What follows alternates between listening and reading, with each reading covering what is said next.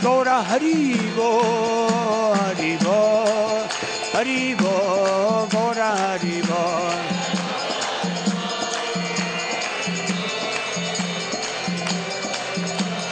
Nitai Gaura Haribo, Haribo, Haribo, Gaura Haribo.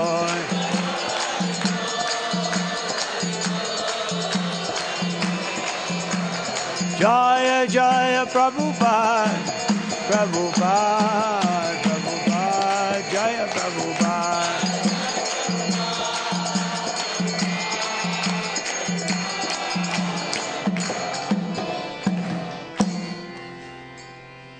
Jaya Vishnupad, Paramahanta Paribhajacharya Ashto Tarasati Shishimad, Abhaya Charanarabinda Bhaktivedanta Swami Maharaj Srila Prabhupada ki.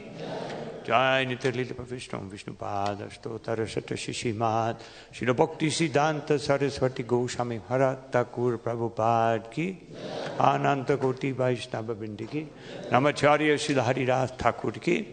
Prem se kaho Sri Krishna Caitanya Prabhu Nityananda Shri Advaita Radha Shivashari Gaur Bhakti Vindiki Shri Shri Radha Krishna Gopakabayat Shamakunda Radha Kundi Giri Govardhan ki Vrindavan Dham ki Mayapur Dham ki Gangamai ki Jamunamai ki Tulsi Devi ki Bhakti Devi ki Samabhatta Bhakti Vindiki Shri Jugadharma Harinam Sankirtan ki Brihat Midanga ki Shri Caitanya-caritāmṛta ki Shri Chaitanya Mahaprabhu Avirbhava Mahotsava ki Tai Gaur Premanandi. Glory to the assembled devotees. All glory to the assembled devotees. All glory to the assembled devotees. All glory to Shri Guru Shri Gauranga.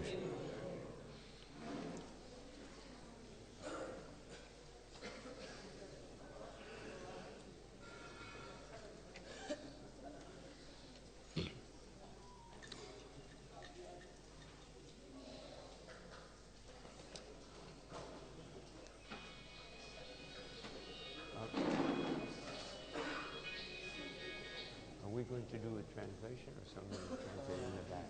They are translating in the back, but if you like, then I can translate. No, we can do that. Hare Krishna. Shri Gaur Purnima ki jai. Shri Chaitanya Mahaprabhu ki jai. So I wanted to begin by chanting a few verses which I forgot, unfortunately. It's Kali Yuga. No. These are introductory verses to different chapters of Sri Caitanya-caritāmṛta, which are very beautiful glorifications of Chaitanya Mahaprabhu.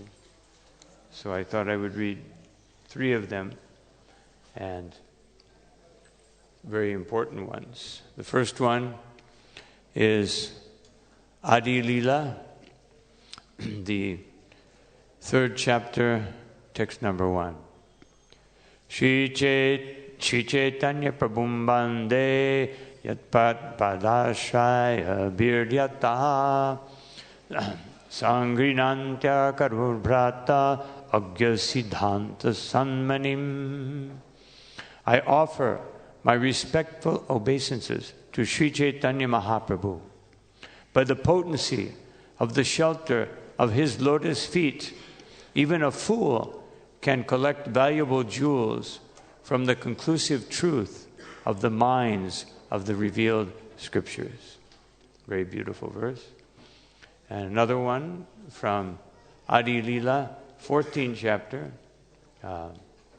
which tells us how to be successful in life, to get real success. Katang janas mitiyasmin dustaram sukaram bhavat vishmitte viparitam syat Shri Chaitanyam namamitam. Things that are very difficult to do become very easy to execute if one somehow or other simply remembers Lord Chaitanya Mahaprabhu. But if one does not remember him, even easy things become very difficult. To this Lord Chaitanya Mahaprabhu, I offer my respectful obeisances. And then the last one, at the beginning of Adi Lila, chapter 13, and we'll read one verse and purport from this chapter. The advent of Sri Chaitanya Mahaprabhu. Sa prasidatu Chaitanya devo yasya prasidata ta lila varnane yogya sadhya syat adamopyayam. I wish the grace of Lord Chaitanya Mahaprabhu, by whose mercy even one who is fallen can describe the pastimes of the Lord. So I wanted to read one very beautiful verse, which is, the purport is a little long. Maybe I'll just read one part of the purport. Because it's important that we understand the transcendental nature of Sri Chaitanya Mahaprabhu and his birth. Today we're celebrating his birth. So, as Krishna says, Janma karma cha me divyam evam yoveti tattataha. If you understand the transcendental nature of his birth, so that transcendental nature is explained very nicely by Srila Prabhupada in this verse. So it's a little long, the purport, but it's very important. So, Eta bali duṅhe rahe haraṣita hañā śālagrāma-sevā kare viśeṣa kariyā. After this conversation, both husband and wife were very jubilant, and together they rendered service to the household śālagrāma-śilā. This is Adi Lila, 13th chapter, text number 86. Jaya Jaya Shri Chaitanya Jaya Nityananda Jaya Dvaita Chandra Jaya Gaura Bhakta Vinda Jaya Jaya Shri Chaitanya Jaya Nityananda Jaya Dvaita Chandra Jaya Gaura Bhakta Vinda Jai Jai Shri Chaitanya Jaya Nityananda Dvaita Chandra Jaya Gaura Bhakta Vinda. So this conversation refers to the previous verses where Jagannath Mishra said, I saw an effulgent, the effulgent Lord entering into my heart. And then they begin to converse about this, and they're reflecting on the worshipping their śālagrāma-śilā. So, Srila Prabhupada begins his purport by speaking about the importance of worshipping śālagrāma-śilā for the Brahmins. No? Because if they don't worship, as Prabhupada said, that a grihasta should worship Gaur-Nitai, Radha Krishna, Sitaram, Śālagrāma, Lakshmi-Narayaṇa. This is in the second canto, Srimad Bhagavatam, 3rd chapter, I think it's text 22 in this purport. So Srila Prabhupada describes perfect household life. He says that in household life, everyone should worship the Lord from 4 in the morning to 10 o'clock at night, only. No. That's even more than we do in the temple. No, and there should be 7 artiks in the day, and everyone who is 12 years old or older should be initiated and taught how to worship the deity. No. So this way, this maintains purity in family life. Not that family life is meant for enjoying material nature unlimitedly. And then somehow or another, after 25, 30 years, you try to crawl out of the hole of material existence. No. Sometimes great grihastas like Satyaraj Khan, he approached Sri Chaitanya Mahaprabhu and he said, how can grihastas as myself, who are fallen into the materialistic way of life, have success? He's just saying that. He was totally dedicated to the service of the Lord. But he's saying that. Just like Krishnadas Kaviraj Goswami, he says, anyone who even speaks my name will lose all of his pious activities. So this is the humility of a devotee. And Sri Chaitanya Mahaprabhu said, for grihastha life, one should constantly chant the holy name of the Lord. Otherwise, not that grihastha life means vacation from spiritual life, for 20, 30, 25 years. As one devotee said, the modern conception, the materialistic conception of griha medi, which they call grihastha life, means I spend 25 years to be where I was 25 years ago. Otherwise, you just lose those 25 years. That is griha medi. But grihastha means that one very seriously practices Krishna consciousness. So the first part of the purport is dedicated to that. So Srila Prabhupada says, the transference of the Lord from the heart of Jagannath Mishra to the heart of Sachi Devi is explained by Srila Bhakti Siddhanta Saraswati Thakur as follows. It is to be concluded that Jagannath Mishra and Sachi Mata are Nitya Siddhas, ever pure associates of the Lord. Their hearts are always uncontaminated, and therefore they never forget the Supreme Personality of Godhead. A common man in this world has a contaminated heart. He must therefore first purify his heart to come to the transcendental position. But Jagannath Mishra and Sachi Mata were not a common man and woman with contaminated hearts. When the heart is contaminated, it is said to be in the existential position of Vasudeva. Vasudeva can beget Vasudeva or Krishna, who is transcendentally situated. So then, Srila Prabhupada explains that it is to be understood that Sachi Devi did not become pregnant as an ordinary woman becomes pregnant because of sense indulgence. One should not think the pregnancy of Sachi Mata to be that of an ordinary woman, because that is an offense. One can understand the pregnancy of Sachi Mata when one is actually advanced in spiritual consciousness and fully engaged in devotional service. It is stated in Srimad Bhagavatam 10:2-16, Bhagavan api vishvatma bhaktanam abhayam karaha avishveshamsha bhagina mana anakadum dube. This is a statement regarding the birth of Lord Krishna. The incarnation of the Lord entered the mind of Vasudeva and was then transferred to the mind of Devaki.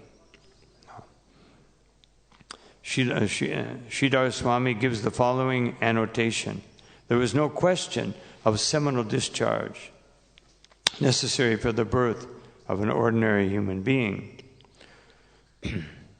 So I'm just going to skip ahead a little bit. There's something very important to understand about the appearance of Krishna and Chaitanya Mahaprabhu.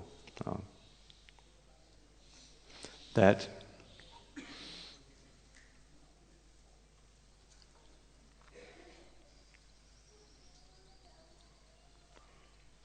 Srila Bhakti Siddhanta Saraswati Thakur next quotes Sripad Baladev Vijayabhushan, who refers to the prayers offered by the demigods to Lord Krishna in the womb of Devaki and summarizes the birth of Krishna as follows. As the rising moon manifests light in the east,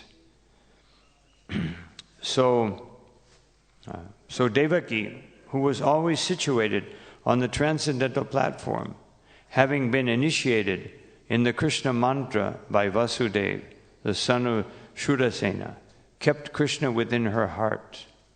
From this statement of Srimad Bhagavatam 10:2-18, it is understood that the Supreme Personality of Godhead, having been transferred from the heart of Anakadundubi, or Vasudeva, manifested himself in the heart of Devaki. According to Srila Baladev Vidyabhushan, the heart of Devaki means the womb of Devaki, because in the Srimad Bhagavatam, the demigods say, Jishtyambate kukshigata parapumam. Mother Devaki, the Lord is already within your womb. Therefore the Lord was transferred from the heart of Vasudeva to the heart of Devaki, means he was transferred to the womb of Devaki. No. So, and maybe it's actually it's stated here. I can't just not finding it right now, but actually that Vishwanath Chakravarti Thakur, I actually think it's in another purport. He says that actually, when Krishna appears, he doesn't come from the womb, he comes from the heart. And similarly, when Chaitanya Mahaprabhu appears, he comes from the heart into and he appears. That the womb is occupied by the internal energy of the Lord. And therefore, he is said to be present by his energy in the womb.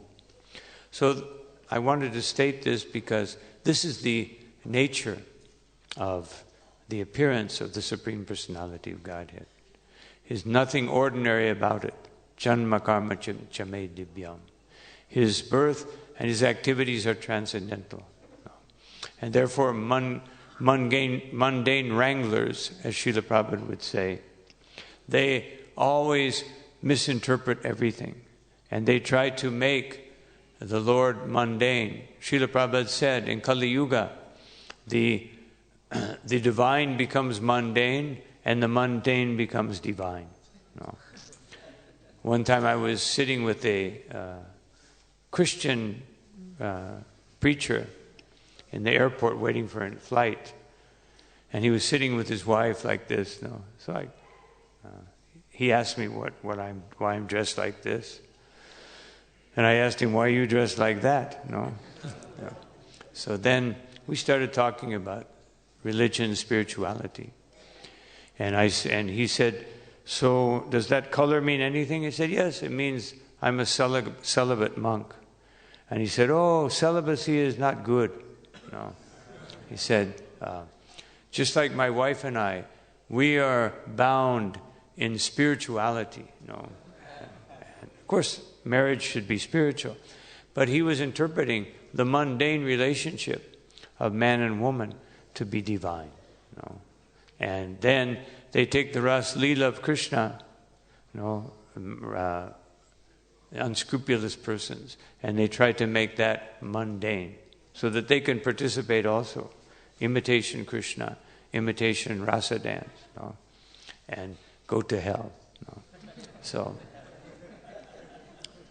Om Jnanatimirandasya Kiranjana Shalakaya Chakshurum Militam Yena Tasmai Sri Gurave Namaha Sri Chaitanya Manobhishtam Stapitam Yena Bhutale Swayam Rupakada Mahyam Tadati Swapadantikam Vandeham Shri Guru Shri Uttapara Kamalam Shri Gurun Vaishnavamscha Hirupam Sakrajatam Sahagana Raghunatam Ramsadivam Dvaitam Savadutam Parijana Sahitam Krishna Chaitanya Devam Shri Radha Krishna Padan Sahagana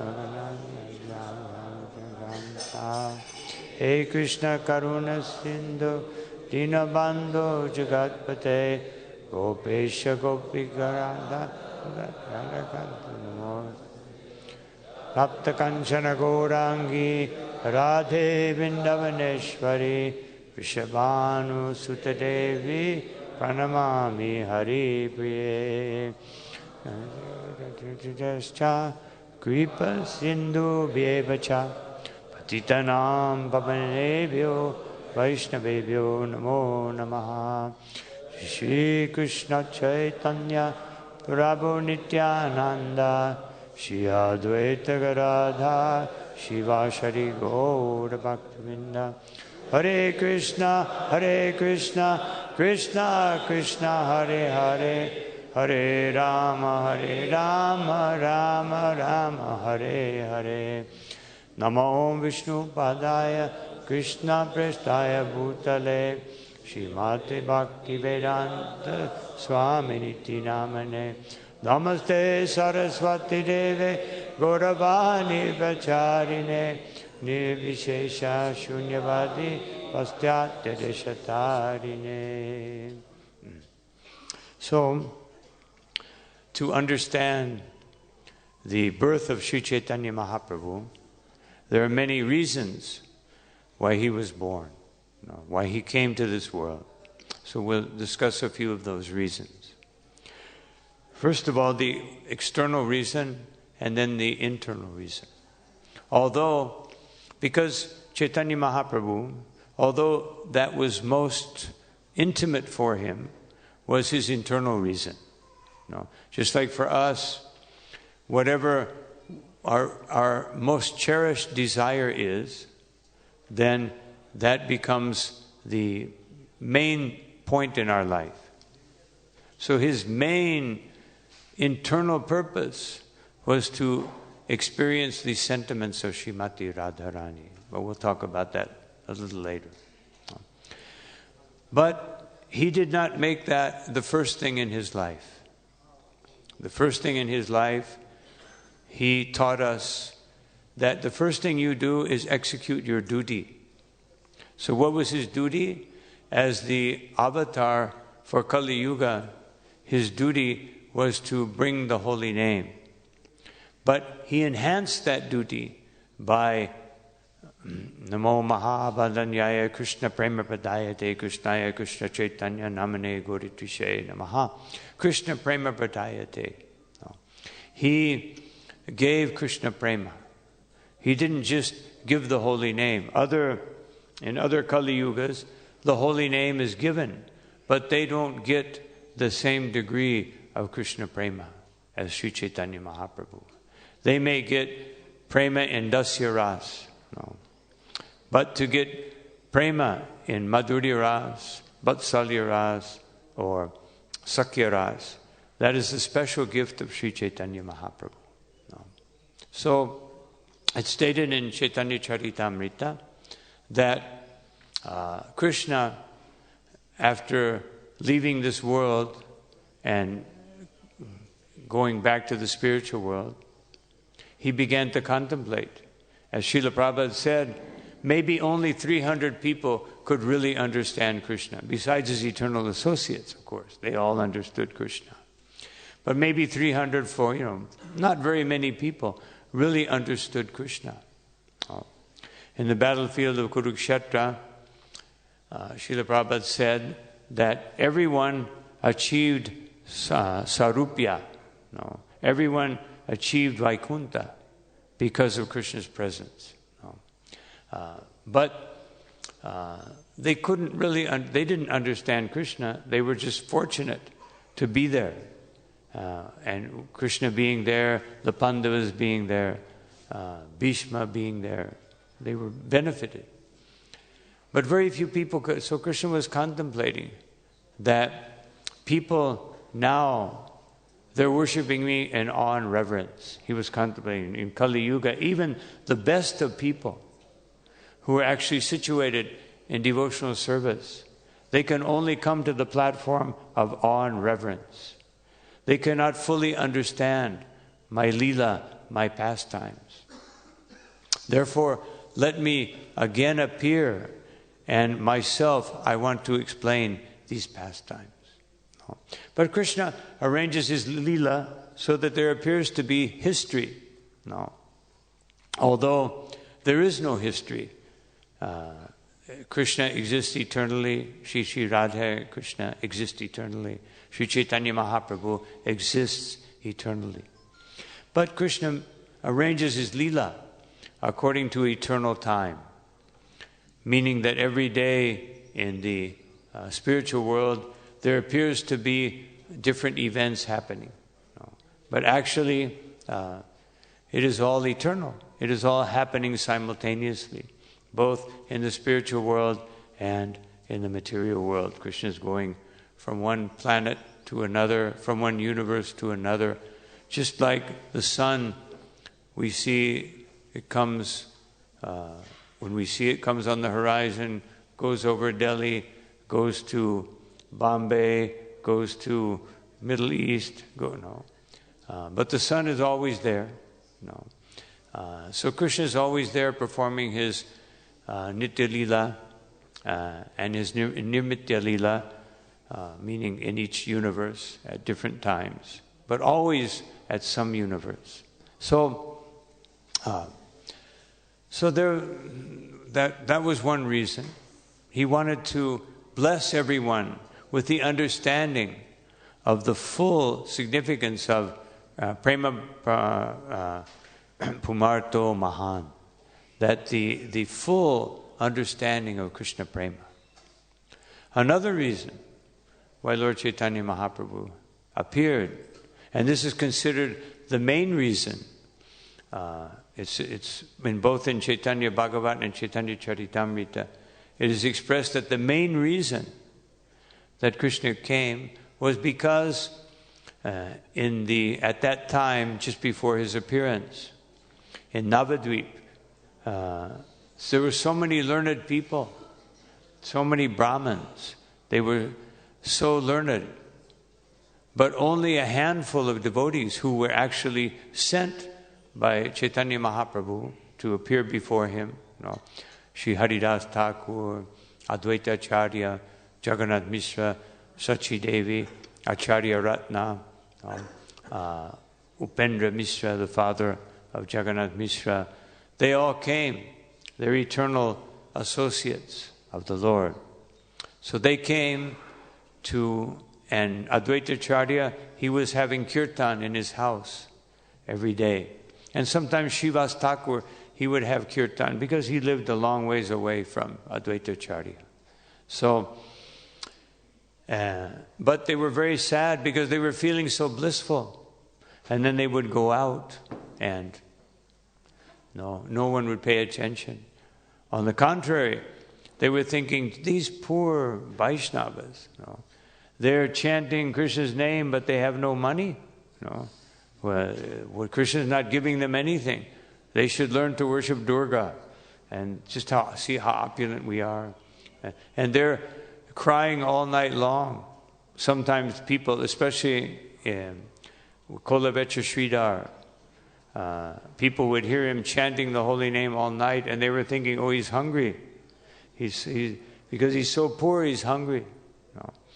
And they were thinking Srivas and his brothers chanting all night long, that, creating a disturbance. And this disturbance will cause that the Kazi will come with his soldiers and they will punish us.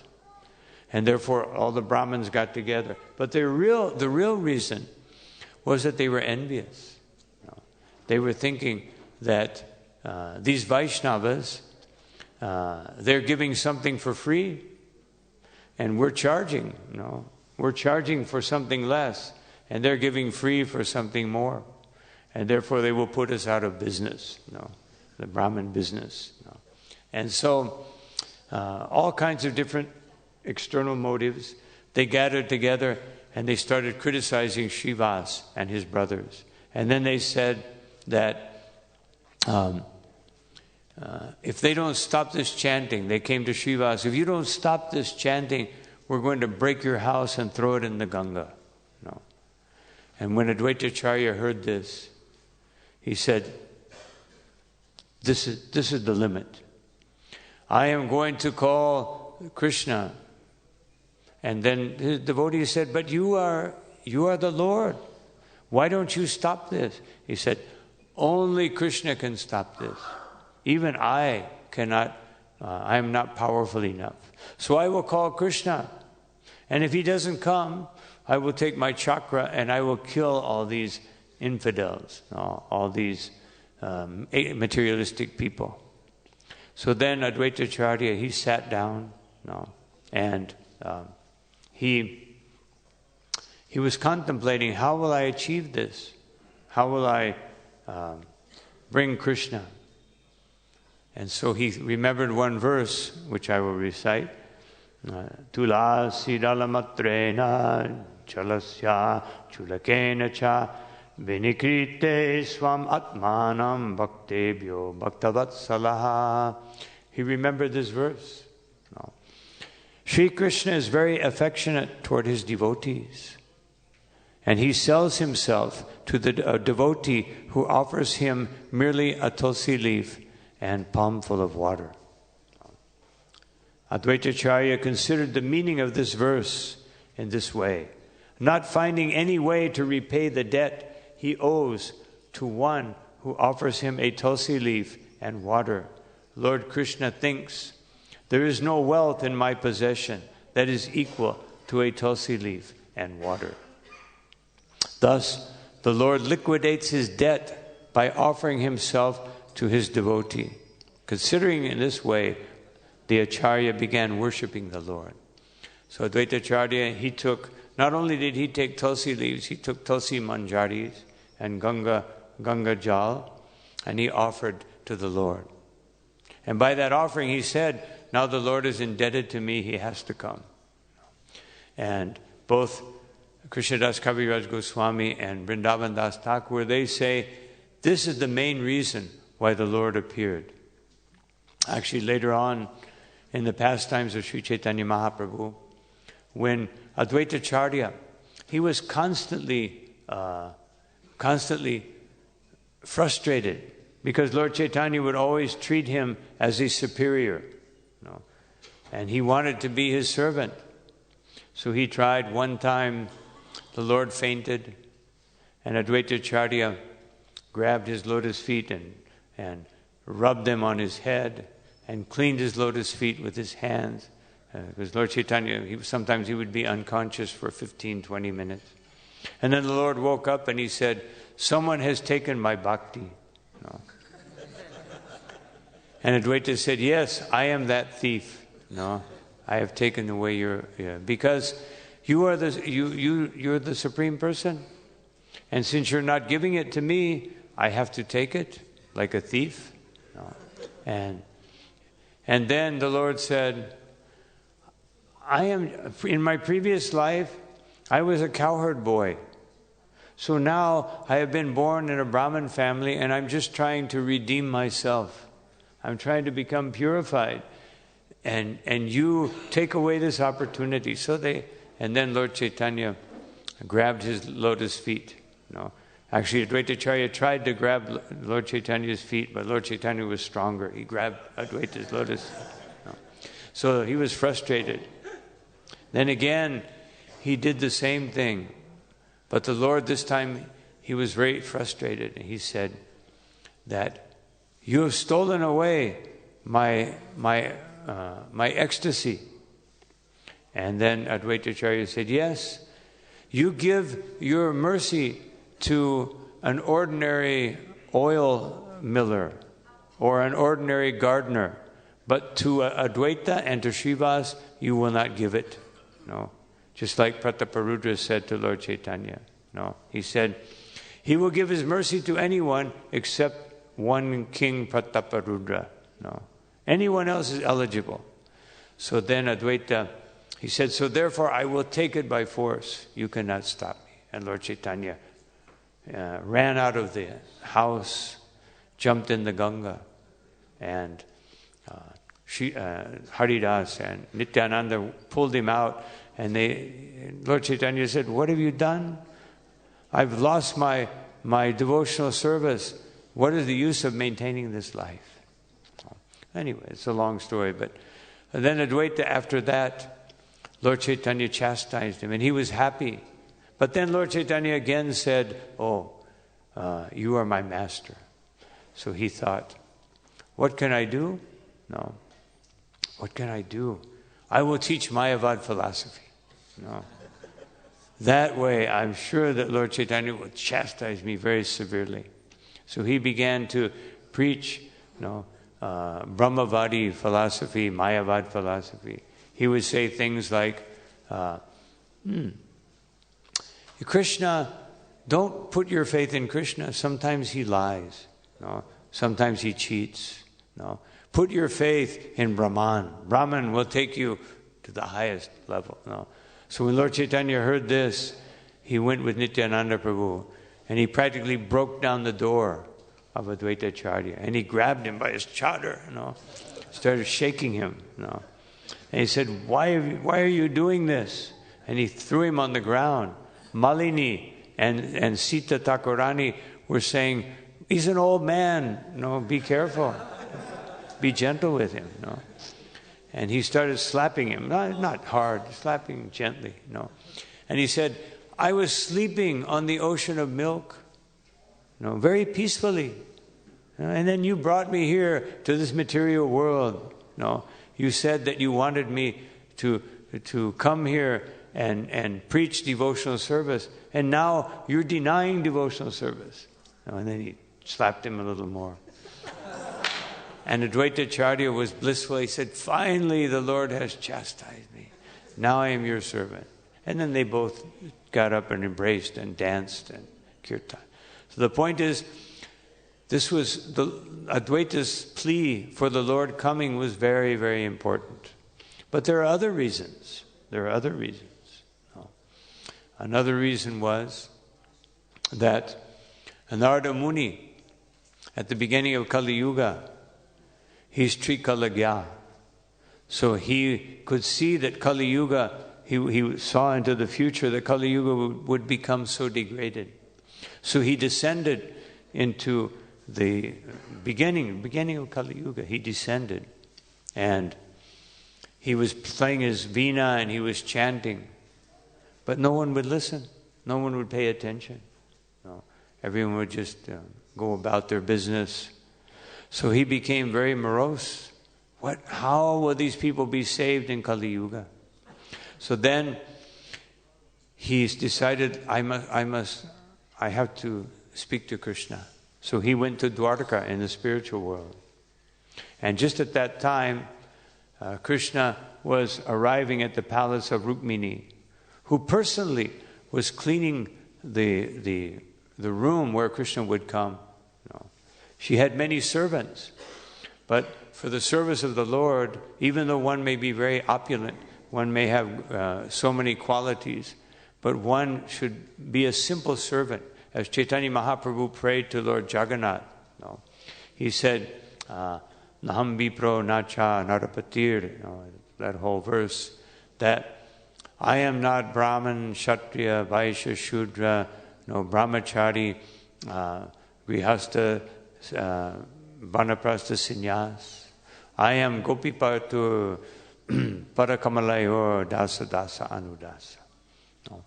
So Lord Chaitanya taught us that before the Lord, we are His simple, sincere servant. These designations are to help us, this varnashram, it's to help us perform devotional service in the proper way, according to our conditioned nature. So, for the Vaishnava, for the people who are not Vaishnavas, varnashram is essential so that they become pious. And for the Vaishnavas, varnashram is essential so that they can serve Krishna properly according to their nature. So these things, but in one's heart, when one is before the deity, or one is before the spiritual master, or one is before the Vaishnavas, then one simply considers, I am the servant of the servant. This is our position internally. But externally, we have these systems created by Krishna himself to help us advance in devotional service. Srila Prabhupada said in one purport here in Caitanya-caritāmṛta that one cannot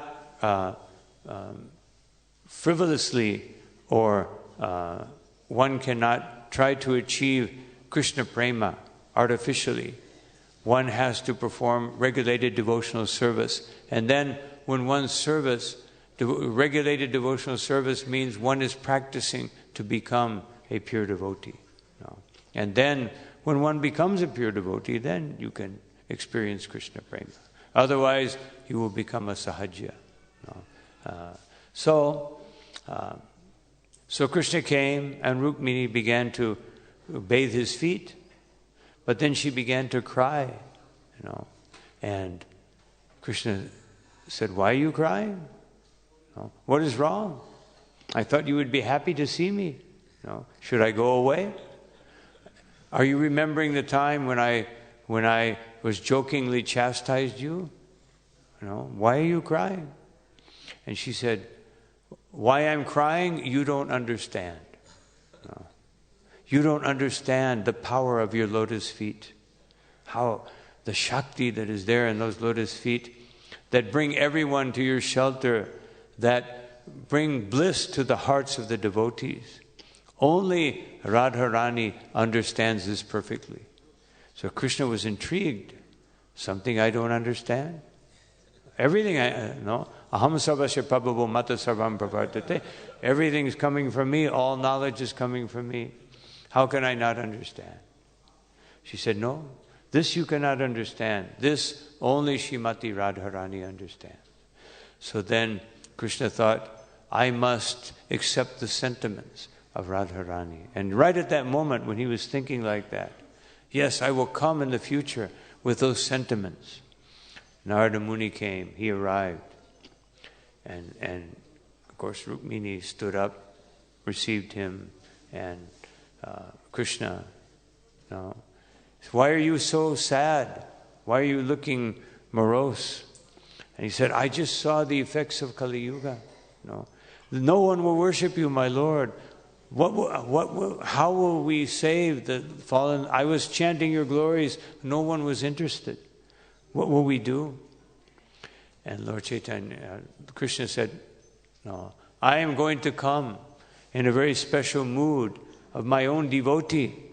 And as Krishna began to contemplate like this, he took the form of Lord Chaitanya, Gauranga Mahaprabhu. And Narada Muni, when he saw that, he was amazed and he fainted. And then he got up and he fainted again. Then he got up and he fainted again. And then Lord Chaitanya was saying, "Yes, I will come in this form. And I will bless all the living entities who are fallen in Kali Yuga with the greatest and the most perfect variety of love of Godhead, of Krishna Prema." And then Narada Muni closed his eyes. The effulgence of Lord Chaitanya was so great, he couldn't even look at it. And then when he opened his eyes, it was Krishna again. And Krishna said, "Immediately, Narada, you go and tell all the demigods and all of my associates that they should appear before me and that I will come." And so then Narada Muni went and spoke to Lord Shiva, Parvati, Brahma, Indra, and convinced them all, now you must go and you must take your birth, so to usher in the pastimes of Sri Chaitanya Mahaprabhu. So Brahma, he became who? Haridas. And Shiva, who did he become? Yes. Of course, this is Sada Shiva. Sada Shiva, not the Rudra Shiva that occupies the material world. Sada Shiva, the expansion of Mahavishnu. He came as a Dvaitacharya. In the Bhagavatam it says, Chitaspadam Shiva Varinshi Nutam Sharanyam. That the lotus feet of Sri Chaitanya Mahaprabhu are the supreme place of pilgrimage. Everyone should go to those lotus feet. Even Lord Shiva and Lord Brahma, who they themselves are worshipped by everyone, they are taking shelter of these lotus feet. So everyone should take shelter of the lotus feet of the Supreme Personality of Godhead. So then there was one incident when Narada Muni was speaking to Lord Shiva. He said, do you remember one time when I went to Lakshmi Devi and I begged for Mahaprasadam and I did 12 years of austerities, and finally, reluctantly, she gave me the Lord's Mahaprasadam. I took it, and then I came to you, and I was feeling so much bliss. And you said, why are you so blissful? I got Mahaprasadam for the Lord. And he said, I'm your brother, and you didn't give none for me? And he looked at his fingernail. I have a little bit here. And immediately Lord Shiva took it, and he became blissful. He started dancing so hard that it appeared to be the destruction of the universe. So Bhumi Devi, she prayed to Parvati, what is going on? And Parvati came to Shiva and she said, my Lord, why are you dancing at this time? It's not time, for destruction. No, I'm very blissful. I had Mahaprasadam of the Lord. And she said, all this time you're saying I'm your better half. You didn't give any for me? Oh, I'm so sorry. She said, I am going to pray to the Lord that in the future I want all of his Mahaprasadam, and then I will distribute it to everyone. No one will be left out. And then the Lord appeared to her, and he told her, yes, I will appear and I will make everyone pious. And I will also appear in a special form, Jagannath. And you will appear as Bimala. And I will give you all my Mahaprasadam, and you will distribute it to everyone. And in the form of Chaitanya, I will purify everyone so that they will go to Jagannath Puri and take your prasad, take my prasadam through you. So that was another reason. But there's another reason. That Chaitanya Mahaprabhu, that Krishna wanted to bless all the living entities in Kali Yuga. So he wanted to come in the form of Sri Chaitanya Mahaprabhu. So he has two reasons for coming. And Krishnadas Kaviraj Goswami, in the beginning of Caitanya-caritāmṛta, he expresses these in the very first verses of Caitanya-caritāmṛta. So he says that the Lord, Anarpita Chirim Chirat Karunya Avatirno Kalo, that in Kali Yuga there is a form that is Chirim Chirat, has never been seen before. Meaning that this degree of mercy was never exhibited even by Krishna himself. Krishna, as Srila Prabhupada said, Krishna spoke Bhagavad Gita. And how many people in Kali Yuga can follow Bhagavad Gita? Of course, the devotees must follow Bhagavad Gita, but how many people in general? They can, most of them give some in personal interpretation. So therefore, he's giving something that no one has ever given before. Samaritum ujjvala rasam sabhakti shriyam. He is giving ujjvala rasam sabhakti shriyam, the most brilliant, pure form of bhakti in the form of Krishna Prem by chanting the holy name. Hari Purata Sundara Duti Kadamba Sandipita. He will take this transcendental form and Sada Hridaya Kandare Spuratu Va Shachinandanaha, and let that supreme form of the Lord, who is so merciful and distributing Krishna consciousness to everyone, occupy a very special position in my heart. So this is Lord Chaitanya. He's coming to distribute what has never been given before. This opportunity that anyone can achieve Krishna Prema. Of course, not in the same way that the Lord achieved it. When he came, he would just embrace people and they would get Krishna Prema. Actually, when Lord Chaitanya Mahaprabhu was born, when he appeared, of course we know that everyone began to chant the holy name. The first people that began to chant were Haridas and Advaitacharya. They perceived that the Lord had taken birth. They began to jump and dance and chant, and all the devotees, seeing them, they all began to dance and chant. Everyone was assembled already at the Ganga because there was an eclipse. Just like today, there will be full moon appearing at 6:05 p.m. But that full moon also appeared. But Vrindavan Das Thakur, he explains esoterically that the moon was thinking, now Gaura Chandra is appearing. So this is the real moon, which has millions of times more effulgence than me. So why should I appear? It will just be like a firefly before the sun. No comparison. So even the pigeons want to hear about Lord Chaitanya. They want to worship Lord Chaitanya. So, of course, sometimes they leave the wrong remnants, wrong type of offering. So then the Lord appeared. Everybody was chanting. All the devotees were chanting, and even the Muslims and the atheists. They also, they would also go to the Ganga because they understood this is not auspicious. But they saw everyone chanting, and they began to mimic the chanting. Yeah, Hare Krishna, Krishna. But they couldn't stop. They kept chanting and chanting and chanting. By the influence of Lord Chaitanya Mahaprabhu, they couldn't stop chanting. And so, chanting, everyone was chanting, because Lord Chaitanya empowered the holy name with a special Shakti, that the holy name would be especially merciful. The holy name has always been there. Maha Mantra has always been there. But previously, it wasn't so accessible.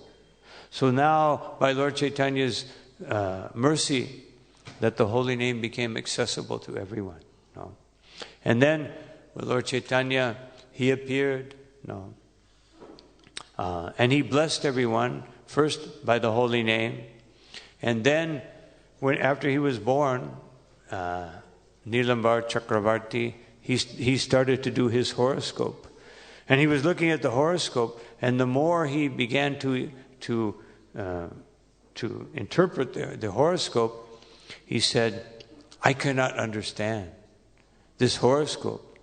This horoscope says that he will be a great king. And he said there was a prediction that a great king will appear in Bengal. Maybe this is him. But then he said, no, he's greater than a king. He kept reading and reading. He has the symptoms of a Mahapurusha, but he's greater than a Mahapurusha. He is the greatest personality that ever existed. I cannot fathom. And right at that time, an unknown Brahmin came from, there was so many people gathered around, so this Brahmin came, and he said, I will continue the horoscope, because this child is so special. And he began to read. He said, this child is exactly like Narayan. It's just like Gargamuni, he said the same thing about Krishna. This child is exactly like Narayan. Actually, Nilambar Chakravarti is Gargamuni in Chaitanya Lila. But this Brahman is appearing, and he said, he will inaugurate the supreme religious practice within Kali Yuga. Anyone who even sees him will give up their sinful activities. They will become compassionate toward all living entities, and they will take to the devotional service of the Lord. He will establish a level of devotional service which is hankered for by Brahma, Shiva, and Shukadev. He will achieve the perfection of religiosity, and he will exhibit that perfection in his own activities. even the demigods will come to worship him. And then he saw something else, but he stopped. He saw he will take sannyas. No. But he didn't want to say that to Jagannath Mishra. No. Because later on, Jagannath Mishra had a dream. And in that dream, he saw Mahaprabhu with no hair and danda and take sannyas. And he told Sachimata the next day, I had this dream. And he had it again. And then he told Sachimata, I'm taking him out of Gurukula. No. I'm taking him away from, no more studies for him. He was such a great student. He memorized the alphabet at 5 years old. He was incredible. And so then Sachimata said, "How he's a Brahmin? How will he survive?" And Jagannath Mishra said, "How does a cobbler survive? How do anyone survive? Everyone survives by the mercy of Krishna. Krishna will maintain him nicely." So he took him out of school. But then all of the Brahmins came and said, "Why are you such a fool, Jagannath? No. This boy is so brilliant and you're depriving him of his education. What are you doing?" So reluctantly Jagannath Mishra put him back. And then he had the dream that Chaitanya Mahaprabhu would take sannyas. And he stopped eating. And he just sat in his room contemplating. And after some months, he left his body. No. He could not fathom that Chaitanya Mahaprabhu would leave, because already Vishwarup left. No. He left them and took sannyas. So Jagannath Mishra could not fathom that. And so anyway, going back to his birth, then after that, after he was born, he performed wonderful, beautiful childhood pastimes. Some of those pastimes, his main pastime was that he would cry. Oh, children always cry when they're young. But he would cry until someone chanted the holy name. Because the first time he started crying, they didn't know what to do. And, mother, when this child tried to give him some milk, tried to do this, but nothing would work. And then someone started chanting and he smiled. And then they realized that, so they all chanted the holy name and he was smiling. Then they stopped, he cried. And so, 24-hour kirtan. Had to be 24-hour kirtan for Mahaprabhu, because otherwise he would cry. But sometimes they would let him cry for a few minutes, but 24-hour kirtan. So then, just when he started walking, he would walk through the house. And so one time he was walking through the house, and he didn't have any ankle bells, but because he eternally has ankle bells, Jagannath Mishra and Sachi Devi heard the sound of ankle bells. And they got up.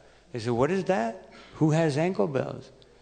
So they went into Nimai's room. He was sleeping. And as he was sleeping, then they looked, no ankle bells. It wasn't him. And then when daylight came, they saw the footprints. These footprints with all the signs of Krishna in the dust. And Jagannath Mishra said, "Sachi Devi, we are the most fortunate people in the three worlds. Our deity is walking around in our house. Our deity is manifesting and walking around in the house. Certainly we are going back home, back to Godhead in this lifetime."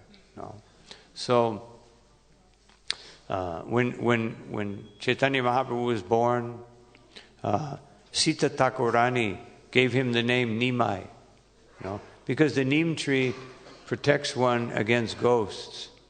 So because to protect him against ghosts, she gave him the name Nimai. The astrologer gave him the name Vishvambar, and also Chaitanya. He said because he will take everyone's consciousness to Krishna, he will have the name Chaitanya. And because he will inundate the world with the holy name, he will have the name Vishvambar. No? And so Chaitanya Mahaprabhu, sometimes he would indicate who he was. Just like a Brahmin came to the house of Jagannath Mishra, and this Brahmin wanted to cook for the Lord, for his Gopal deity. So they made the arrangement, he cooked, and Nimai came and ate the offering. So he said, "Oh, I'm so unfortunate." Then they convinced him, he cooked again, Nimai took the offering.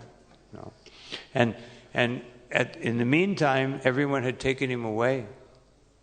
And they chastised him. They said, "Why are you eating the remnants of this Brahmin? You don't know what kind of Brahmin he is. No, he may be a fallen Brahmin." And Nimai said, in my previous birth, I was a cowherd boy, and I was always eating the remnants of the Brahmins. No, so he revealed to, but nobody could understand. Many times he revealed himself, but no one could understand. No, and so then the Brahmin, finally Vishwarup came. The Brahmin was going to just eat some roots. He said, I have been impious. Gopal will not allow me to take his rice remnants. So let me just eat some roots. And Vishwarup convinced him, no, you must cook again. We will make sure. And Jagannath Mishra says, I will take Nimai, I will put him in a room. We will put a board on the door. We will lock it. I will sit in front of the door, and everyone else will sit on the other side of the door. And someone said, let us tie him up. But Sachimata couldn't do that. No, couldn't tie him up.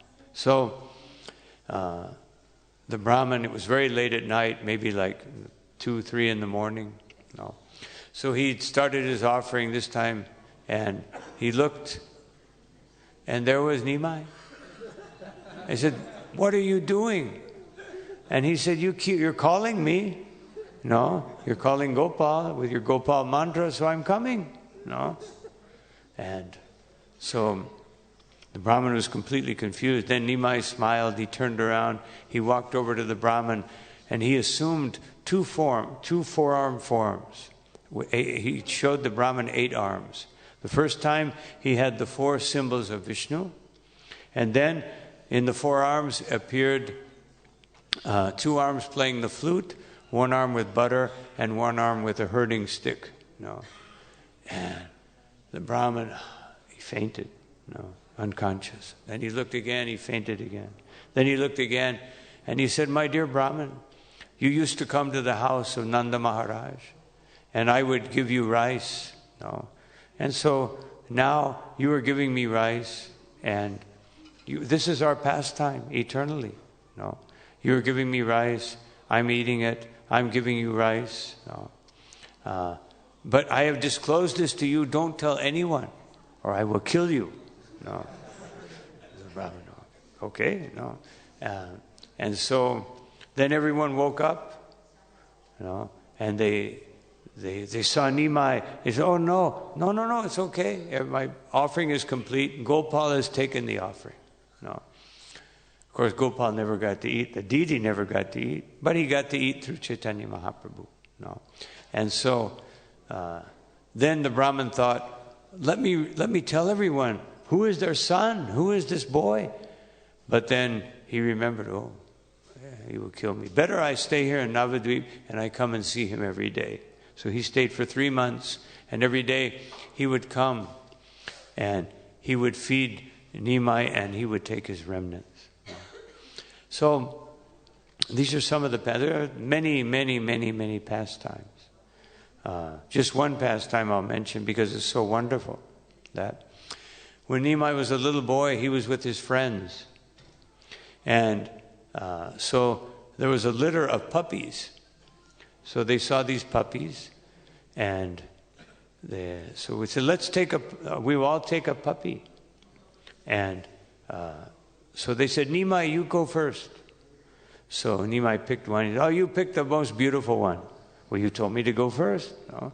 They said, So everybody took their puppies, they went home. No. But the boys, just like the cowherd boys, they told Yashoda Mai that Krishna was eating dirt. So the boys went to the house of Sachimat and they said, Nimai has a puppy. So Sachimat, what? And she came home with the puppy. Just see this nice puppy. And she said, we have trained you as a Brahmin, and now you're playing with dogs? No. We as Brahmins, we care for the cows, not the dogs. No, we also give some food to the dogs, but no, this is my puppy. No. And she said, all right, you leave the puppy here. I will take care of him. No. And then you go bathe. So when he went, she took the puppy, sent him away. So Nimai came back. He was very sad. My puppy is gone. No. But then, he carried on with his activities. And sometime later, all of a sudden, that puppy, he grew up, he got a little bigger. And he was walking in the streets of Navadvip. And then, all of a sudden, he stood up on his hind legs and he put his other legs in the air and he started chanting, Govinda, Govinda, Govinda, And then he went into ecstasy and he fell over, left his body, and a chariot came from Goloka Vrindavan. It took him back home, back to God. So this is the mercy of Sri Chaitanya Mahaprabhu. So Chaitanya Mahaprabhu grew up. He became Nimai Pandit. Nimai Pandit was an arrogant Brahmin. So one could think, how can the Lord be arrogant Brahmin? No. The Lord is merciful. The Lord is sweet. Of course, although he was arrogant, he would argue with everyone, especially with Gadadhar and Mukunda. And Gadadhar was a simple Brahmin, although he was very learned. So he didn't like to argue. He was very submissive. And he said, why? He said, Nimai is so beautiful. No, he's so beautiful. Why is he arguing all the time? I should not associate with him, but I cannot give up his beauty. But Mukunda would argue with him. And one day he thought, I'm very expert in alankar. I would defeat him in alankar. So he began to speak about how to properly arrange alankar in Sanskrit language. And Nimai heard it. And then he said, yes, and then also there's this and this and this. And so Mukunda left. And every time Mukunda would see him, he would walk the other direction. And Nimai Pandit, one day he had an assistant named Govinda. This is not the Govinda disciple of Ishwara Puri. This is another Govinda. He said, just see, he is walking away, but one day he will see that I will be the greatest Vaishnava. He said that. He was indicating that he will become a devotee. Of course, he's the Lord. But he did this for a special reason. And that's why he became very arrogant Pandit. But no one could resist him. But they also could not tolerate him. And so then he challenged everyone. He said, I will give you this argument, you defeat me. So he gave the argument, no one could defeat him. Then he gave another argument to defeat his argument. He said, can anyone defeat this argument? No one could defeat. Then he gave another argument to defeat that argument. He said, can anyone defeat this argument? No. And then he went to his original argument and defeated the last argument. So what was he doing? He was showing that the sophistry and the word jugglery of gyan without bhakti is simply a waste of time. It just circles, goes in circles, goes in circles, goes in circles. No. And then the devotees came to him. They said, you're so beautiful, you have so many wonderful qualities. But please become a Vaishnava. And he said, one day I will become a Vaishnava by your mercy. And then, just before he was leaving for Gaya, the devotees came and they said, now you're going to Gaya. Please go and worship the lotus feet of Lord Vishnu And then maybe by those blessing of those lotus feet, you will become a Vaishnava. And then the Lord said, I think by your blessings, I will become a Vaishnava. So Nimai Pandit was showing that you may have so much knowledge, you may have so many qualities, no? Harava bhaktir kuto mahadvasya. That whenever, even if one has all the greatest qualities, no? But harava bhaktasya mahadguto no. One will never, one can never achieve the real purpose of life. No. But if one Bhagavat bhakti kinchana, no. If one is yashasti bhaktir bhagavat kinchana, if one with humility performs devotional service, then sarvaya gunais tatra samasate sura. Then you will be full of all good qualities. No. So he wanted to show that only by devotional service, not by learning, not by gyan or by austerities or penances, can one achieve the perfection of devotional service. Actually, Lord Chaitanya taught that later on in his pastimes. When he was doing kirtan, there was one brahmachari that always wanted to, he kept asking Srivas, I want to see this chanting, I want to see this kirtan. Shiva said, no, Lord Chaitanya, only his personal associates by invitation, RSVP, no, only by personal invitation, no. And so he kept insisting, I'm a brahmachari, I've never even looked at a woman in my life. I only drink milk and eat fruits. No, I do austerities all day. No. So finally Srivas thought, he's so pious, let him see the kirtan. He brought him in and said, but I'm going to have to hide you. No, I'm going to have to hide you somewhere. No. And then, so the brahmachari was there, Lord Chaitanya came, he began to dance and chant in ecstasy. Then he stopped. He said, something is wrong. I think someone is here who should not be here. And everyone looked at Srivas, no, because they didn't want Lord Chaitanya to stop his dancing. And so Srivas said, there is no one here who is impious, no? And so Chaitanya Mahaprabhu said, who is here? So he went over and brought the brahmachari. And he said, he is a brahmachari. He only takes milk and eats fruits. No. And Lord Chaitanya said, you think by eating fruits and by drinking milk you can get Krishna prema? You can get my mercy? No. He said that you think by some knowledge or some austerities or by celibacy? The gopis, they had no knowledge. No. The monkeys, they served me. They had no intelligence, but they achieved the perfection of life. No. Gajendra, he was an elephant. He had no brain, but he achieved the perfection of life by worshiping me, not by eating fruits. No. He said, so many birds, they're eating fruits, but they're not achieving Krishna prema. No. So then he said, take him out. No. But as he was leaving, he said, I don't care. I'm happy that you take me out and you throw me out. He was saying this to the devotees. Because I saw the Supreme Personality of Godhead dancing. This is the perfection of my life. Lord Chaitanya said, bring him back. No. He said, now you have understood that the perfection of life is there when one takes a humble attitude and receives the chastisement of the spiritual master and the Lord, no, as mercy. And then Lord Chaitanya put his feet on the Brahman's head.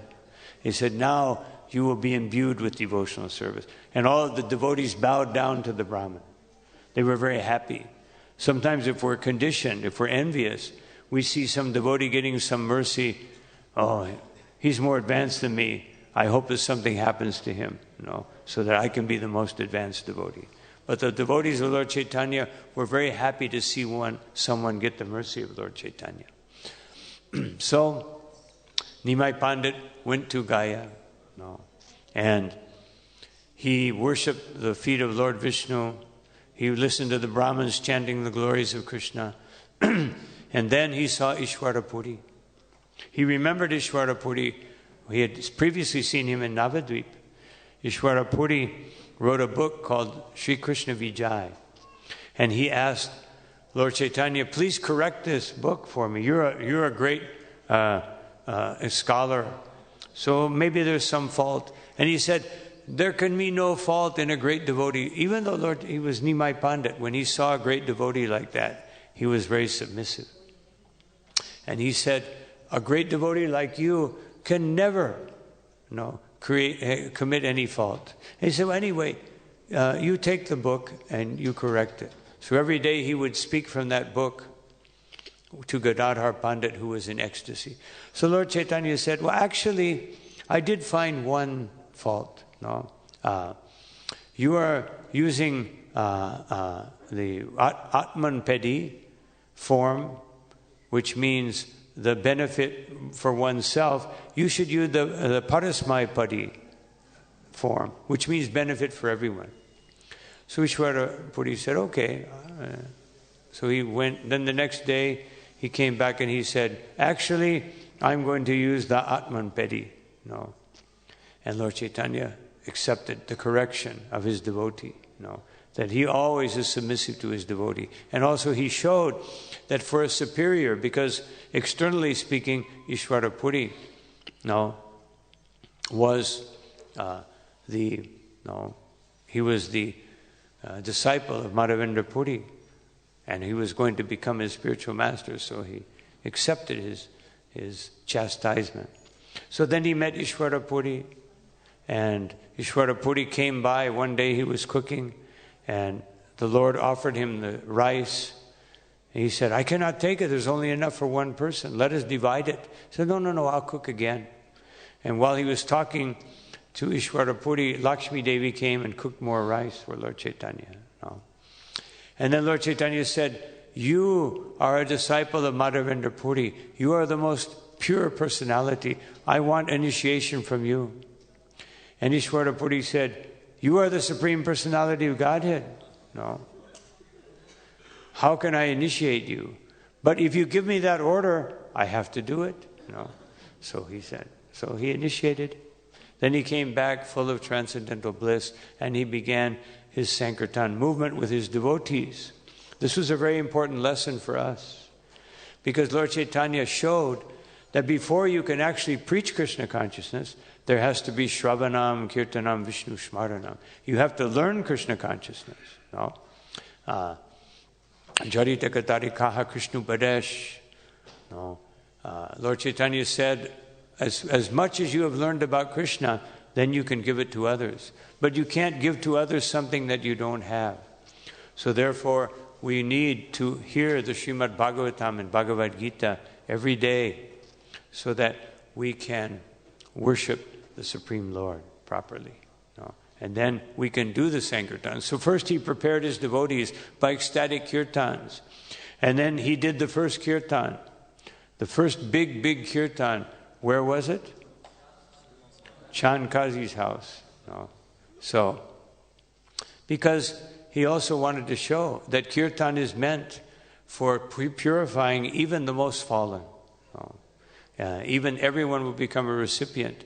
And he purified Chandkazi, who actually said, he admitted to Lord Chaitanya, after I broke that mridanga, because everyone was complaining, all the Brahmins were complaining. He said, I didn't really want to do that, but they were all complaining. So I was establishing order. But that night I had a dream, and this big, huge lion came and sat on top of me. And he put his nails into my chest. And he said, if you ever interfere with the Sankirtan movement again, I will tear out your heart. He said, then I woke up, and I went like this. And I looked at my chest, and there were 10 marks in my chest. And he showed Lord Chaitanya his chest with the marks of Lord Nrsimhadev. So by the Lord's mercy, sometimes the Lord's mercy comes in the form of chastisement. Sometimes the Lord's mercy comes in the form of nectar. But we accept that mercy in whatever form it comes. So then Lord Chaitanya unleashed his Sankirtan movement. And for that time, he went out. He was so dedicated to the Sankirtan movement and preaching that Lakshmi Devi, she left her body out of separation. The Lord was always out preaching. So she left in separation. Then he again got married. He married Vishnupriya. And then Vishnupriya, after he married her, he became initiated. And he was also just fully absorbed in the holy name. Sometimes he would sit in front of her and he would chant as if she didn't exist. But then, after some time, he felt some mercy. He began to show her more affection. But then, what happened? He took sannyas. Now his sannyas, when he decided to take sannyas, why did he do it? Because one day he was feeling the ecstasy of the gopis. And he went into the classroom and he started chanting Gopi, Gopi. And one of his students said, "What is this mantra? This is not a bona fide mantra. You should chant about Krishna and then you'll become purified." So Lord Chaitanya thought, he's committing offenses against me. How can I stop these materialistic people from committing offenses? If I take sannyas, then they will offer obeisances. And then they will not commit offenses. And then they can become purified. But that was not his real reason for taking sannyas. That was his external reason. His internal reason was, I want to go to Vrindavan. I want to show everyone that that everyone should give up everything. No sarvadhamam parityajamam ekam sharanam braja. Everyone should give up internally, not externally. Because externally nothing belongs to us anyway. Bhoktaram jagatapasam sarvaloka maheshwaram. Everything belongs to Krishna. So we don't have anything. Prabhupada said one time, renunciation means understanding that you don't have anything. That is real renunciation. So he wanted to show everyone that the goal of life is to achieve the mercy of Shri Radha and Krishna. And he could do that by showing that achievement is beyond any material situation or affection.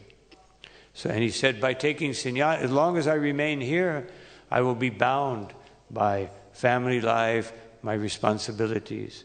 So for the higher purpose of preaching Krishna consciousness, even I can transcend the obligations of family.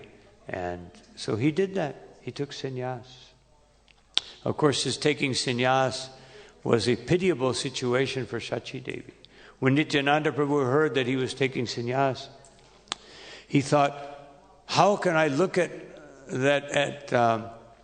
Vishvambar without any hair? His hair is so beautiful. And so gradually Lord Chaitanya told many devotees that he would take sannyas. And the word got to Sachi Devi. Nityananda thought, what will happen to Sachi Devi? When she heard it, she immediately called Nimai and she said, if you take sannyas, that's the end of me. And he said, my dear mother, you should understand that I never leave you and I will never leave you. That previously you were Prishni and I came as Prishni Garbha. Then you were Aditi and I was Vamanadev. And then you were Kaushalya and I was Ramachandra. And then you were Devaki and I was Krishna. And now you are Sachi and I am Vishvambar, Nimai. But I will always be with you. I will always be within your heart. And even after I leave home, I will incarnate in two forms, especially for you. One is the deity, and the other one is the holy name. I will live in the holy name in your heart, and every time you chant, you will feel my presence. And Lord Chaitanya announced that these are the two forms that Lord Chaitanya remains present in Kali Yuga. in his deity form and in the form of the holy name. Therefore, he is the incarnation, the only incarnation that stays through the whole yuga. No. He will stay for the whole yuga in the form of the holy name. The deity may not stay, because after Kali Yuga advances to a certain point, there will be no more deities. No. Maybe one or two underground deities. No. So then Lord Chaitanya, for 6 years, he preached Krishna consciousness, going to South India, preaching everywhere. Then he stayed in Jagannath Puri and he didn't leave. And the first 6 years in Jagannath Puri, he would chant and dance with the devotees and receive the devotees. But the last 12 years, he remained isolated in Gambhira with Swarup Damodar and Ramananda Roy. No. And feeling the separation of Srimati Radharani. That is when he realized his cherished desire, which Krishnadas Kaviraj Goswami speaks about in Caitanya-caritāmṛta, that Shri Radhaya Pranaya Mahima Kidrisho. He wanted 3 things to achieve. And therefore, the first thing, to understand the love of Srimati Radharani, the greatness of that love. Pranaya Mahina. And then, Baniye Vai, still, Yenad Bhutam,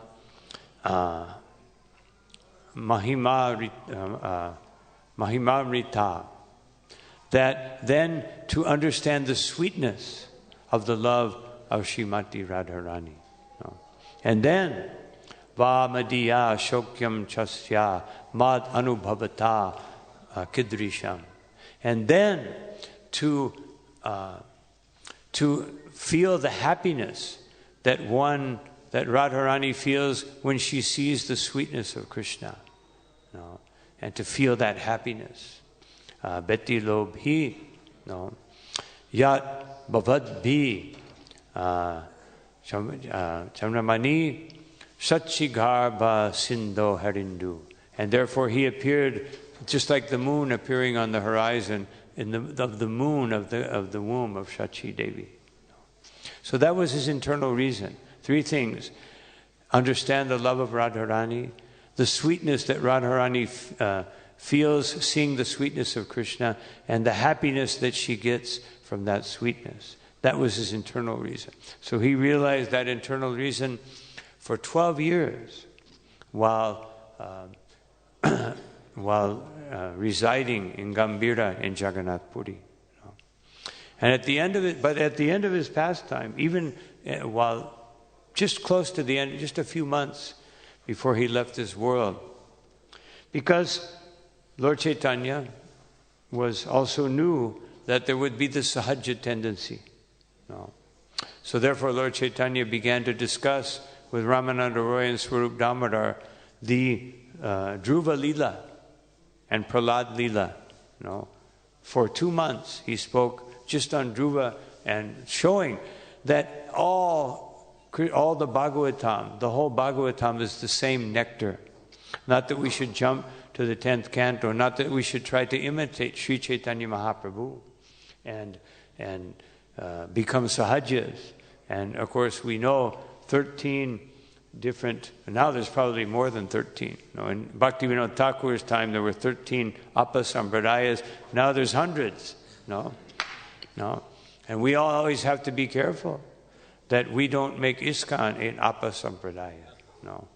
We have to faithfully follow the teachings of Srila Prabhupada and the teachings of Sri Chaitanya Mahaprabhu, so that our Krishna consciousness movement will flourish for the next 10,000 years, and Lord Chaitanya's mercy will be properly distributed to everyone, and people will understand the teachings of Lord Chaitanya. And therefore Lord Chaitanya, he wrote the Shikshastikam, which the devotees chant daily, well, hopefully, the devotees who are serious about chanting the holy name.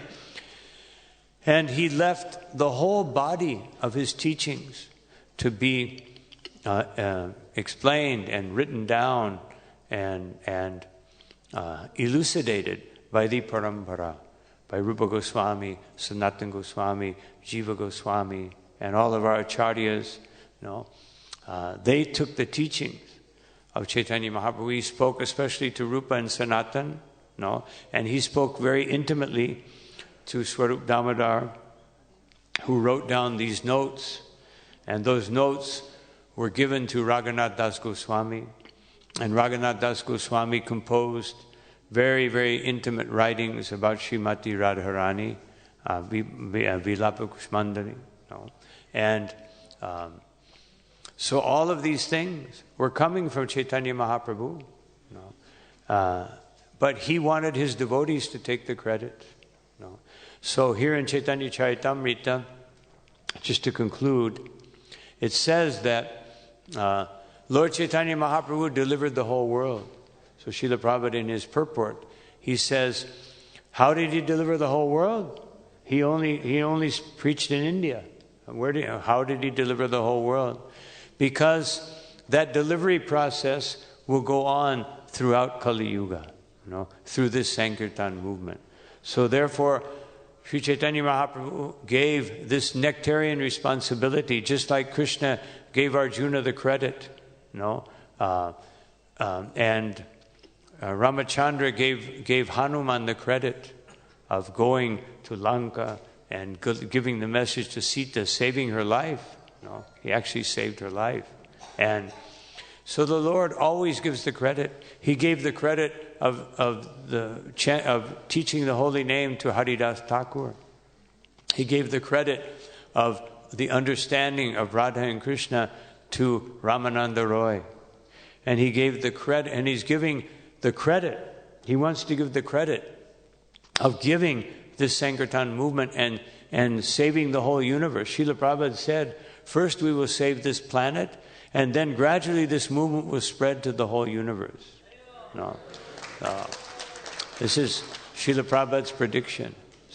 But we have to be very, very serious about how we follow Lord Chaitanya's instructions and indications coming to us from Sri Rupa Goswami, from the 6 Goswamis, from Vishwanath Chakravarti Thakur, Narottam Das Thakur, Baladev Vijayabhushan, Jagannath Das Babaji, Srila Bhaktivinoda Thakur, Srila Bhakti Siddhanta Saraswati Thakur, and Srila Prabhupada, and now the servants of Srila Prabhupada. We have such a grave responsibility. No time for Maya. No time for no wasting time. Abhyartha kalatvam. Rupa Goswami said that, well, actually Chaitanya Mahaprabhu said it to Sanatana Goswami. Rupa Goswami wrote it down, that abhyartha kalatvam, one of the symptoms that appears in the stage of Bhava Bhakti is a devotee cannot tolerate to lose one moment. But it doesn't mean, oh, well, I'm not in Bhava Bhakti so I can waste time. No. It means that we understand that if I want to be in Bhava Bhakti, I should stop wasting time. Srila Prabhupada, once he said that he was speaking to the devotees, and he said, so I became very serious about this Krishna consciousness when I was 69 years old. Prabhupada said, I wasted so much time. Now I realize that. Of course, he wasn't wasting time. But a devotee feels like that. That if there's any moment in my life that I wasn't intensely practicing Krishna consciousness, it's a waste of time. But of course, Prabhupada was not wasting time. He was giving a perfect example for the grihastas, that you must be responsible. You have to be responsible for your family. You have to carry out your duty. And you have to preach Krishna consciousness even while you're working or even while you're performing the activities in your life. Not that grihasta life started now, and so no more preaching. No. Every devotee, by Srila Prabhupada's example, every grihasta must preach. By his instruction to Kurma Brahman, he said, Kurma Brahman wanted to go with Lord Chaitanya. He saw the ecstatic devotees chanting, dancing, and he's thinking, I am in the well of materialistic family life. No. And he said, I want to go with you. And he said, no, you stay at home. Your duty is that all the people around you in your neighborhood, you make them Krishna conscious. No. He gave him this instruction. And Lord, and Srila Prabhupada is giving us all that instruction through his books. You be a brahmachari, grihasta, vanaprastha, sannyas, or some other designation that may pop up in Kali Yuga. No. Whatever you are, preach this Krishna consciousness. Become Krishna conscious and preach this Krishna consciousness. And then Sri Chaitanya Mahaprabhu will be so happy. No. So, just to conclude, Krishnadas Kaviraj Goswami said that how is this Krishna consciousness happening? No. He said, Radha Krishna Pranaya Vikritir Hladini Shaktir Asmad. It is all coming from the Hladini Shakti. Shri Radha and Krishna, their pastimes, their activities, their Lilas, their qualities can never be understood by mundane intelligence. It must come from the Hladini Shakti. And therefore, Ekat Manav Pavir Bhuvi, what is it? Bhuvi, I can't remember. Buddhi Pura, that now that oneness that previously exists, otherwise Sri Chaitanya Mahaprabhu, it eternally becomes two. Deha bedam katau tau. They have become two. And now those two, Chaitanyakyam, now those two in the form of Chaitanya, Pakatam Aduna, Tadvayam, Chakyam Aptam, they have become one again in the form of Sri Chaitanya Mahaprabhu. And therefore, Radha Bhava Jyoti Suvalitam Naumi Krishna Swarupam. Krishna has taken this wonderful, beautiful golden form with all of the sentiments of Srimati Radharani. And he is distributing that to everyone, distributing Krishna consciousness. Therefore, we should understand that what is coming from our parampara is originating from the Hladini Shakti, the bliss of Krishna consciousness, what we can distribute to everyone, how everyone will become happy through the chanting of the holy name. It is the most sacred thing.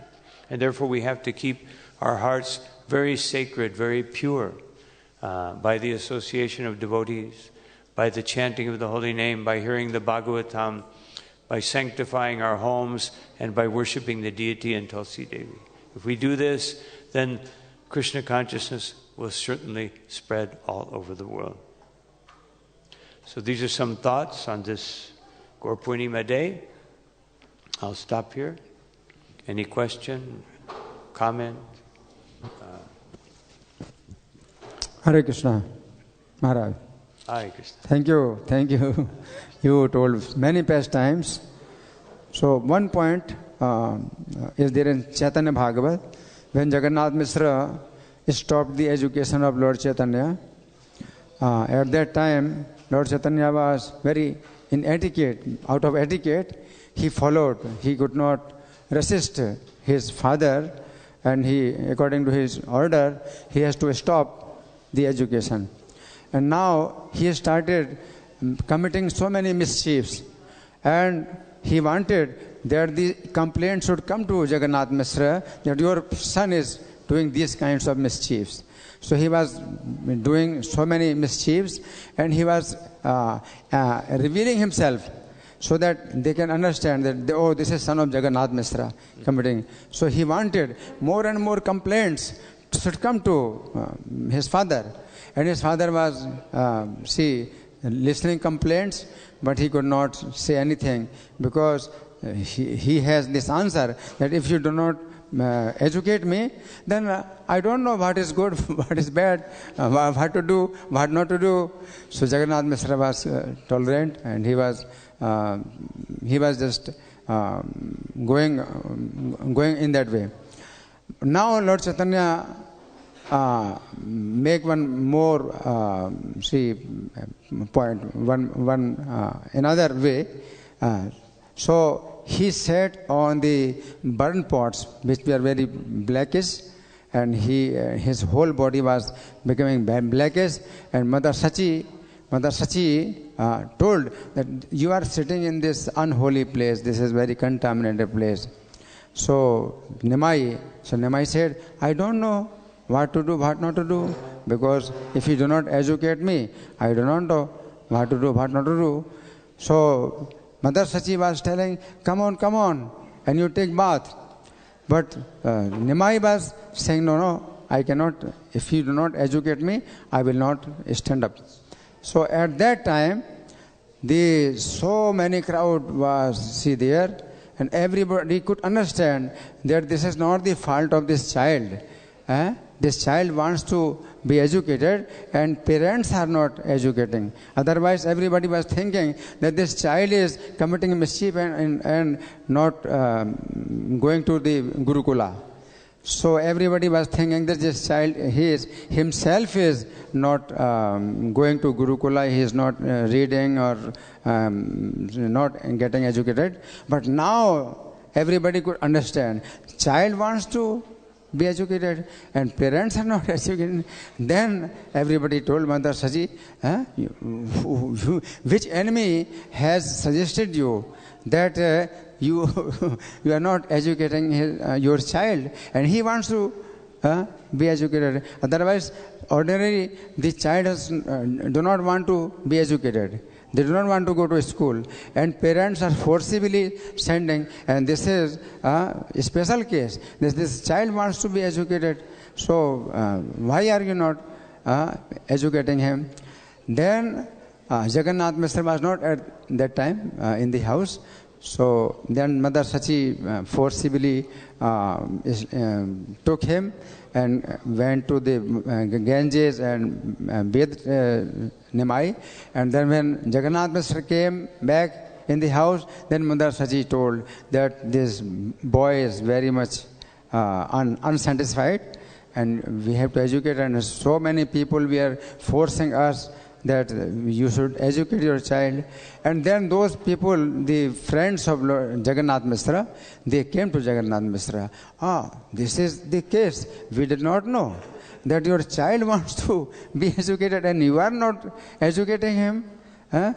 So otherwise they were thinking this child is making mischiefs and he himself is not getting educated. So Lord Chaitanya played this kind of trick that everybody could understand that he is not responsible, that he is not going to be educated. The mother, father, parents are going. And then Jagannath Mishra ordered Nimai, go and be educated.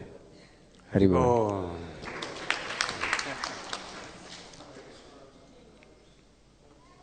Hari Bol. Yes.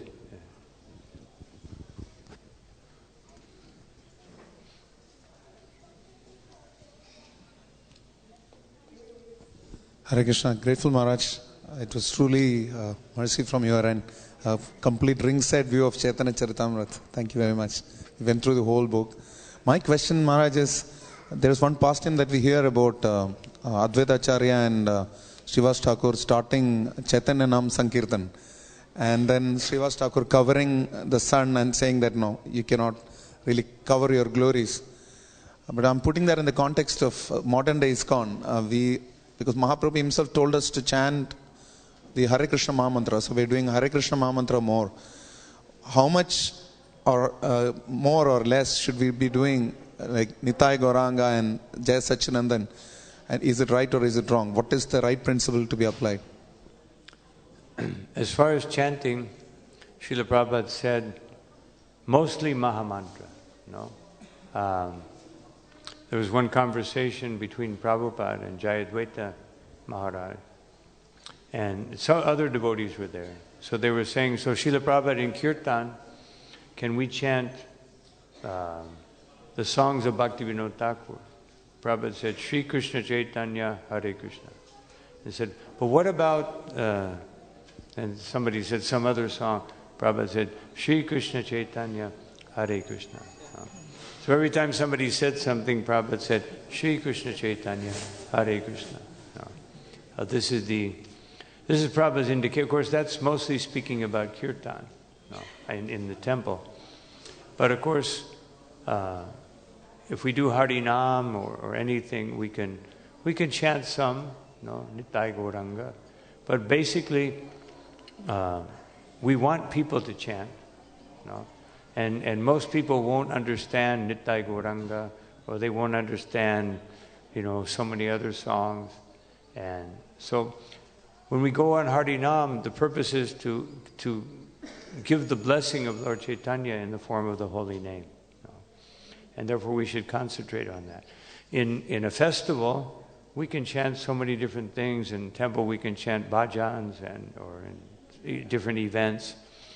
But especially for the public, Srila Prabhupada said, for public, prasadam and the holy name. For people who are philosophically inclined, Bhagavad Gita. For devotees, Srimad Bhagavatam. And for pure devotees, Caitanya-caritāmṛta. So this is the progression. But the people, the Maha Mantra descended and is empowered by Lord Chaitanya. So that's what we especially want to give, and of course that's what we offer to the Lord, and we want to give that to the people in general, the Maha Mantra. Beautiful. Hare Krishna. Someone back one.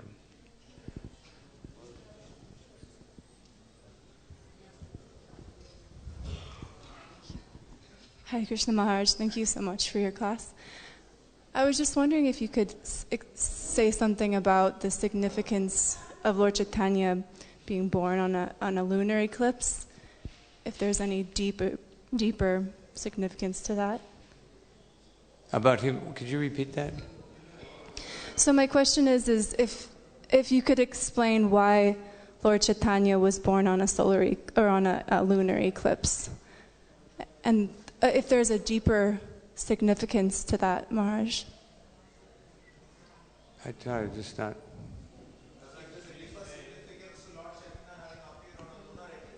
Oh, lunar eclipse. Why did he appear on a lunar eclipse? Well, he appeared on a lunar eclipse so everyone would come and chant his holy name. Otherwise, that's why there was a lunar eclipse. Of course, someone may calculate, someone may say, a materialistic person, the lunar eclipse was, you can calculate it was meant to be. But everything is meant to be by the will of the Lord. Otherwise, the whole designation of time, Krishna says in Bhagavad Gita, time I am.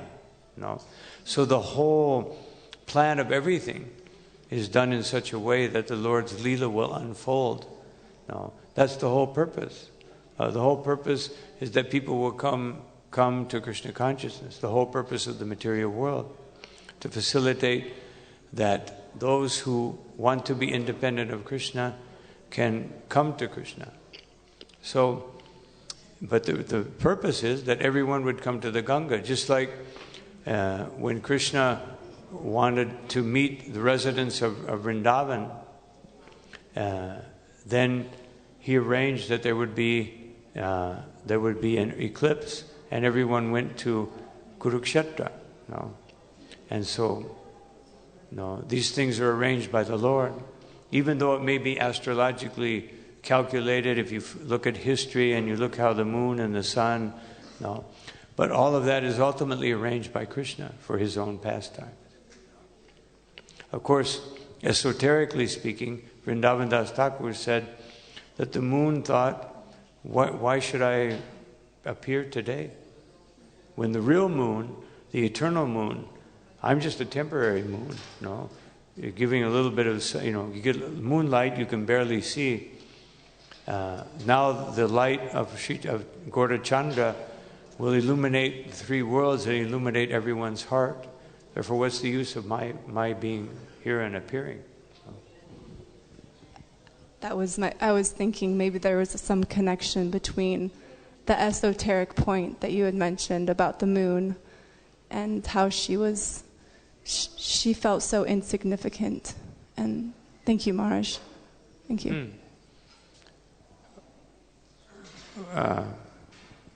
How she felt when he was taking sannyas? No, when he was born, maybe. Oh, is that? Maybe I misheard. So when he was born, Lord Chaitanya was born. Was that at the time? Was that when the moon felt insignificant in the presence of Lord Chaitanya? Yeah, it was a long eclipse. No. When he took sannyas. Oh, okay.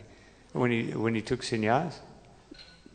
Is that when the moon felt insignificant? How Mother Sachi felt? That was definitely an eclipse for her. No. When Lord Chaitanya took sannyas. No. Okay, thank you, Maharaj. Hare Krishna. Hare Krishna. Any other question? Anyway, now it's time to stop, and everybody has service to do to prepare for Abhishek and worshiping Lord Chaitanya and chanting and worshiping the Lord. Thank you all very much for your kind attention. Hare Krishna. His Holiness Guru Prasad Swami Maharaj ki, Jagat Guru Prabhupada ki, Shri Chaitanya Mahaprabhu ki, Shri Gaur Purnima ki, Ananta Koti Vaishnava Vrinda ki Jai. It's a great privilege for us to thank His Holiness Guru Prasad Swami Maharaj for providing us his wonderful auspicious association. Let's all put our hands up and please pray to the Supreme Lord that Maharaj may please keep visiting us again and again. Hare Krishna, Krishna Krishna, Hare Hare, Hare Rama, Rama Rama, Hare Hare. तो आज के कार्यक्रम की रूपरेखा इस प्रकार रहेगी. ठीक 5 बजे अभिषेक प्रारंभ होगा गौरांग महाप्रभु का. सभी उसमें भाग लें. उसके बाद प्रसादम सेवा होगी.